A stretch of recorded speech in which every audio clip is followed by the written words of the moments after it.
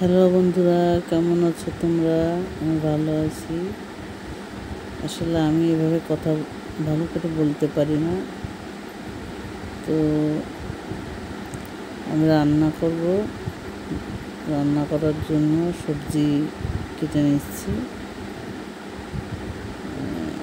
অনেক কয়েক প্রকারের তরকারি মানে সবজি দিয়ে একটা নিরামিষ হবে, শুকনো শুকনো। তার জন্য আমি আলু, মিষ্টি কুমড়া, তারপরে পুঁই শাক, কাঁচা কলা এসব কেটে নিলাম। তারপর এখন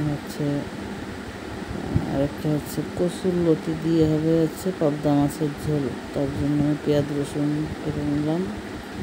কেটে নিয়ে আমি সমস্ত সবজি একদম রেডি করা হয়ে গেছে। এখন পাবদা মাছগুলো ভেজে তুলে নিলাম। তুলে জিরা ফোড়ন দিয়ে পেঁয়াজ রসুন দিয়ে একটু নাড়াচাড়া করে ভেজে নিলাম। ভেজে নিয়ে কচুর লতিটা দিয়ে দিলাম।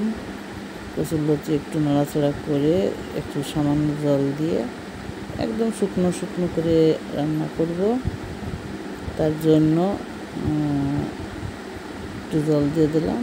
এই যে আমার পাবদা মাছের তরকারিটা রেডি, শুকনো শুকনো হয়েছে।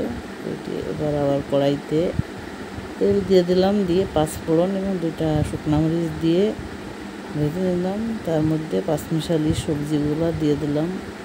দিয়ে লবণ হলুদ দিয়ে কিছু সময় নাড়াচাড়া করলাম। নাড়াচাড়া করে একটু ঢাকনা দিয়ে ঢেকে দিলাম। ঢেকে দেওয়ার পর সবজিগুলো অনেকটাই সিদ্ধ হয়ে এসেছে। তারপর একটু জল দিয়ে দিলাম, অল্প, বেশি না, শুকনো করে রান্না করবো যেহেতু। তারপর মরিচ দিয়ে দিলাম। এবার আমার সবসময় নিরামিষের সাথে পুঁই শাক ভালো লাগে, পুঁই শাক দিয়ে দিলাম। নিরামিষ ঘন্ট, আমরা ঘন্টই বলি, নিরামিষ লাবড়া বলি। এটা কমপ্লিট।